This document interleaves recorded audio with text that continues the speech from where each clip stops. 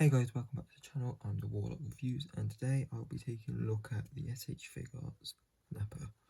So, I got this figure recently for a really good price, and the reason why I got him is because I've always loved the Saiyans, like especially Raditz, Scouts of Vegeta, so Vegeta from the Saiyan saga, and Nappa. I've loved their designs.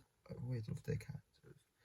The only quote-unquote group that I preferred, that I would have ever preferred, was the Ginyu Force, which I will be getting all the figures for soon, which I'm really excited about. But yeah, this figure looks absolutely amazing, especially for how old the figure is, and it is just overall such a good figure. Okay, now going into the articulation, Nappa can look up about that far, look down about that far. He has some decent tilt and some nice rotation. His neck can move forward a bit to help him look down that well, which makes it really good.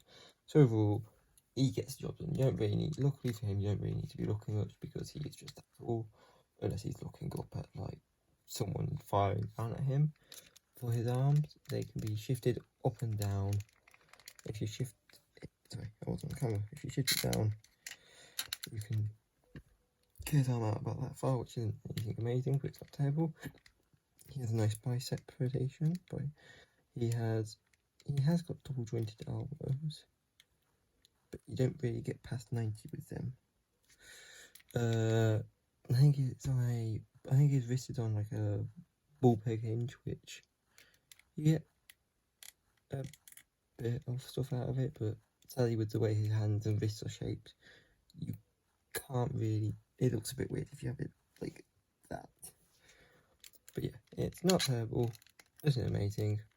He has a butterfly joint, but just due to how his chest plate is, it kind of makes it pointless, which makes sense for the figure, but it is a bit annoying. With his ab, he goes back barely. He goes forward a decent amount, but nothing major.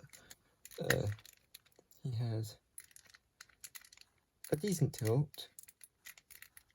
You get slight rotation, and then you get a bit more rotation at the waist. Moving all of his little flaps up here. His legs go out about that far, which isn't amazing, but isn't terrible. He can kick forward like that, but it does, due to the way his pelvis area is sculpted, it does end up, when you get past it, it does go out to the side slightly. Same with going back. These are double jointed, you get decent range out of it. For how big he is, it's pretty good. You get a nice swivel out the foot.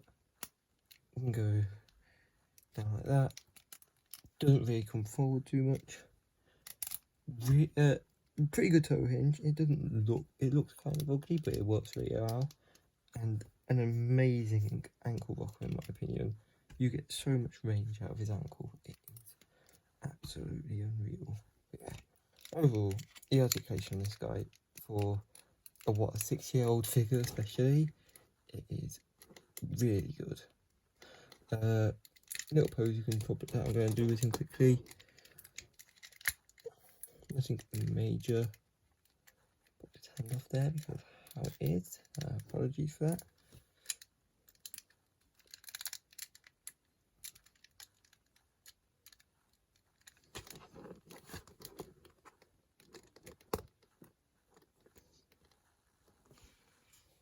You can get something. You can get like pretty decent range with him. Moving on to accessories, he comes with this smirking head with the scouter on and these fisted hands. This smirking head without the scouter, if you have them side by side, you can see they are the exact same face sculpt, just one has the scouter and the other doesn't.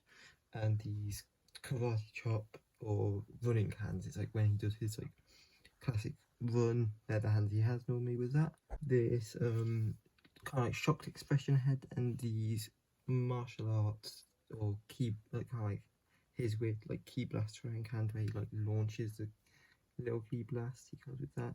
And finally for hands and heads, he had this kind of like shouting head and the blazing storm dual finger hand, so you can recreate all of his poses when he does that, which is probably my favourite hand he comes with because I just love that move so much. It's probably my favourite move in Dragon Ball, other than like the Ginyu Force's weird moves like the body swap and stuff.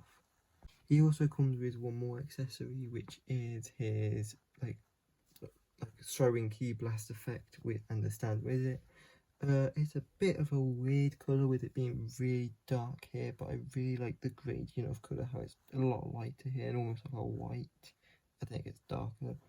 I wish it was a bit more light, so that like a bit of light comes through, because it does look a lot lighter on the box. Overall, I would say this is one of my favourite figures that I have from S.H. Figuarts, and one of my favourite figures overall.